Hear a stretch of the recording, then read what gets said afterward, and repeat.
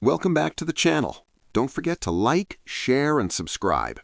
Today, we are designing cinematic tonal separation using color lookup.